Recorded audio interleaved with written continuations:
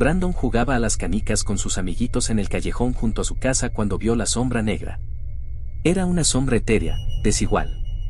El infante alzó la vista al cielo para descubrir al causante de la silueta. Debía de ser un ave muy grande y rara, pero en el cielo no había nada, ni siquiera nubes.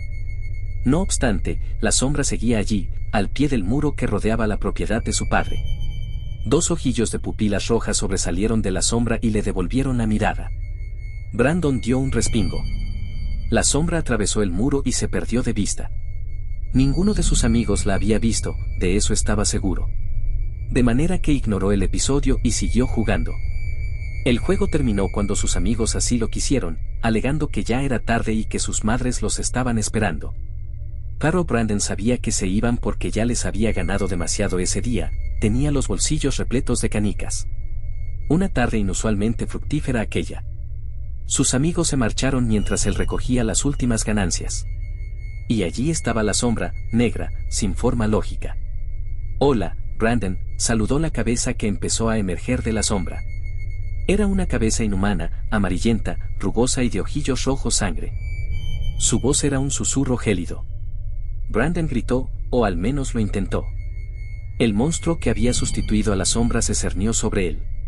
La melodía del teléfono le arrancó un susto tremendo. El mismo susto le hizo pisar con fuerza el freno, el auto derrapó un instante y por poco se sale de la carretera. «¿Qué sucede, cariño?», preguntó Jared después de estabilizar el coche y recuperar la compostura. «Nuestro hijo, Jared. Por todos los dioses. Mi querido Brandon». La voz de Annie sonaba histérica al otro lado de la línea. «¿Qué sucede con Brandon?», preguntó Jared. «Está muerto». Esta vez sí que salió de la carretera y poco faltó para que se estrellara contra un árbol. «¿Pero qué demo?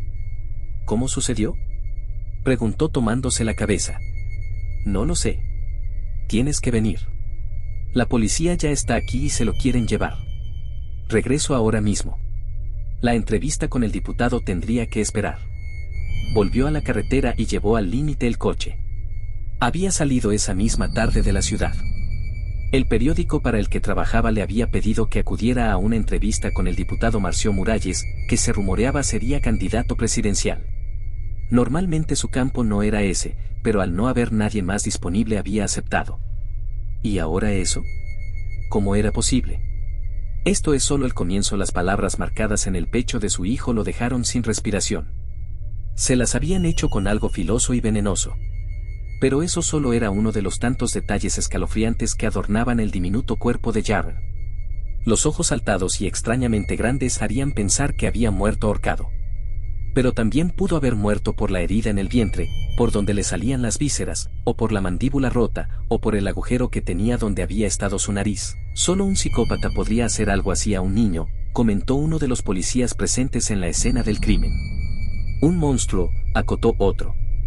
Aquella última palabra trasladó a Jared en el tiempo, 6 meses atrás, cuando investigaba la leyenda del asesinato del duque Mason Monroe. Historia que jamás se había atrevido a publicar y por la cual había estado 2 meses bajo arresto domiciliario mientras se hacían las respectivas averiguaciones. La policía solo había encontrado el cuerpo de su fotógrafo, Alexander, nada más.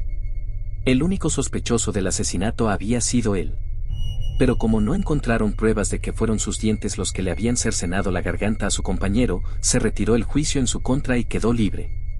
El asesinato había quedado sin resolver.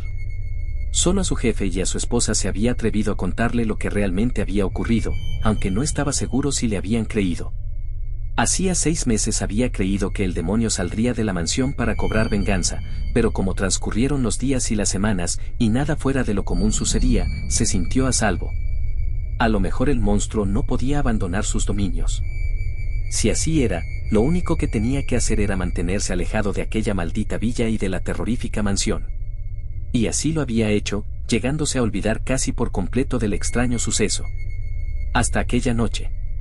Pero no tenía por qué sacar conclusiones apresuradas. El asesinato de su más querido hijo bien podría haber sido obra de un demente. Un asesino serial, por ejemplo, que asesinase niños torturándoles sanguinariamente. O bien podría tratarse de un asesinato aislado. Porque se trataba de un asesinato, de eso no había la más mínima duda. Pero no necesariamente tendría que ser obra del demonio de la vieja mansión de los Monroy. No obstante, no se quedaría de brazos cruzados. Tomaría medidas de precaución. Si aquel asesino o demonio iba tras su familia, tendría que darle una desagradable sorpresa. A James lo convenció su mejor amigo, Martin, de ir a la fiesta. Hacía una semana que su hermanito Brandon había muerto, hacía 7 días que él no salía de casa más que para ir al colegio. Martín tenía razón, no podía deprimirse hasta morir por algo que ya no tenía remedio. Su padre le había pedido que no fuera, que lo mejor era quedarse en casa. La razón, según él, era posible que un monstruo demoníaco rondase la casa esperando la oportunidad para atacar a alguien de la familia. Por supuesto James no le creyó, un monstruo, su padre debía de estar loco.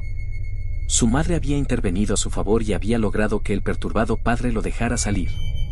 Aparcó el coche junto a la verja de la casa y, 5 minutos más tarde, Martín lo tenía sentado en un cómodo sillón con una lata de cerveza en la mano. Estaban allí casi todos sus compañeros de clase, muchos de otros salones, y algunos que jamás había visto. La música, en aquellos momentos electrónica, resonaba en todos los rincones de la casa. Nunca sabría si lo hizo por la tristeza causada por la muerte de Brandon, por decisión propia, o influenciado por el ambiente en el que se encontraba, pero tras la primera lata de cerveza se sirvió otra, luego otra, y otra, hasta que estuvo completamente borracho. Más tarde no recordaría cómo terminó en una habitación de la segunda planta, desnudo, metido entre las mismas sábanas que Vanessa, una chava de dudosa reputación en el colegio. Se puso de pie, tambaleante a causa de la borrachera y cogió su celular tirado en el piso, además del reporte de 10 llamadas de su padre, lo que lo dejó helado fue la fotografía que hacía de fondo de pantalla. No podía ser, tenía que estar alucinando. Corrió al apagador de las luces y lo presionó, la habitación se llenó de luz argéntea. Descorrió las sábanas del cuerpo de Vanessa. Estaba muerta. Su posición, sus heridas, su gesto de terror, todo era igual a la fotografía que hacía de fondo de pantalla de su celular. James estaba aterrado, paralizado por el horror. ¿Había sido él? ¿Por qué no recordaba nada? Pero no había sido él, pronto obtuvo la respuesta. La fotografía de su celular cambió de pronto. Ahora la pantalla la ocupaba una cabeza amarillenta, rugosa, alargada y de ojillos rojos como la sangre. El celular voló por los aires cuando la fotografía abrió la boca y empezó a reír, era una risa grave, escalofriante. Luego, en susurro escalofriante dijo, sorpresa, James, una sombra salió del teléfono y se transformó en un horrendo ser infernal. El monstruo se plantó frente al aterrado James y susurró otras palabras, saludos a Brandon. Y se abalanzó sobre él. La muerte de su hijo mayor lo convenció de todo. El demonio estaba cobrando venganza. Tenía que hacer algo al respecto. ¿Pero qué podía hacer? Si esa cosa podía colarse en una fiesta con decenas de chicos y asesinar a 2 jóvenes sin que nadie pudiera hacer nada, es que estaba metido un grave aprieto. Lo único que se le ocurría era mantenerse junto a su familia, reducida a Annie y su hija Kim. No podía acudir a la policía, lo tomarían por loco, para ellos, solo era el desafortunado padre que había perdido a 2 hijos en una semana. Esta vez tanto Annie como su hija estuvieron dispuestas a no tomar tan a la ligera sus sospechas, por lo que no pusieron demasiadas pegas cuando les explicó que a partir de ese día no saldrían de casa hasta que él lo decidiera. Aunque sí refunfuñaron mucho cuando le dio a una un cuchillo y a la otra un machete envainado para que lo llevaran a donde quiera que fueran, inclusive el baño. Era ridículo que una mujer portase un machete o un cuchillo, incluso en un hombre era ridículo, pero lo hicieron, para complacer al padre. Para él había comprado una espada de una colección antigua. No tuvo la osadía para adquirir un arma de fuego. Los acontecimientos se precipitaron una noche, 7 días después de la muerte de James. Jared miraba televisión en la sala junto a Kem, era de lo poco que podían hacer al no salir de casa, cuando oyeron los aterradores gritos provenientes del baño. Jared se puso de pie de un salto, tomó la espada que estaba en la cómoda junto a él y corrió hacia allá. «No te muevas de aquí», gritó a su hija mientras corría, «y mantente alerta». A mitad de camino, unos 5 segundos después, los gritos cesaron de sopetón. Jared abrió la puerta del baño de un empellón. Su esposa yacía muerta en las baldosas del baño. Una sombra negra salió por la puerta y se deslizó por el pasillo. «No», gritó Jared, giró y corrió en pos de la sombra. «Kim, cuidado». La sombra se materializó en la sala, frente a la inofensiva joven de 14 años, dispuesto a atacar. «Fui yo quien mató a tu hijo», gritó Jared irrumpiendo en la sala. El demonio detuvo su ataque y giró el cuello hacia Jared.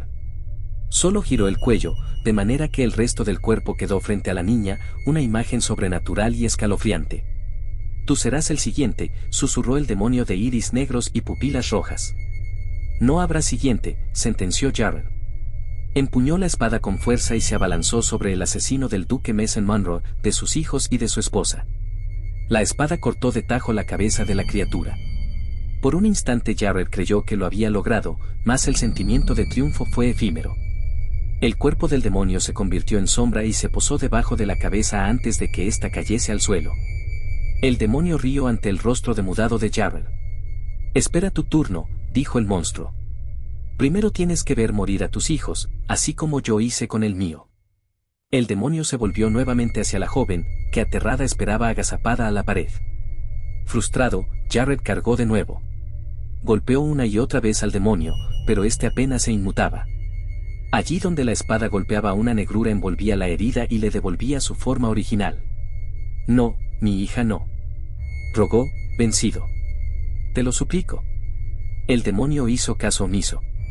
Se cernió sobre la joven y los gritos empezaron.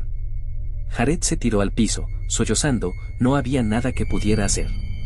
Entonces recordó con que había asesinado al hijo del demonio, una daga de plata, con empuñadura de marfil incrustada de piedras preciosas. Sí, eso debía ser, aquel ser moriría usando un arma especial. Así lo quiso la fortuna, pero precisamente guardaba aquella valiosa arma en una gaveta del mueble en que descansaba el televisor. Corrió presuroso a coger el arma, mientras los gritos destemplados de su adorada hija resonaban en toda la casa.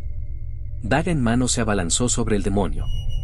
Incrustó la daga en el cuello y se lo rasgó con toda su fuerza. La sangre brotó a borbollones, manchándole el pecho y parte del cuerpo. Con la cabeza pendiendo en un hilo, el demonio deambuló por toda la sala hasta caer muerto un minuto después. Pero era demasiado tarde. Su hija estaba muerta.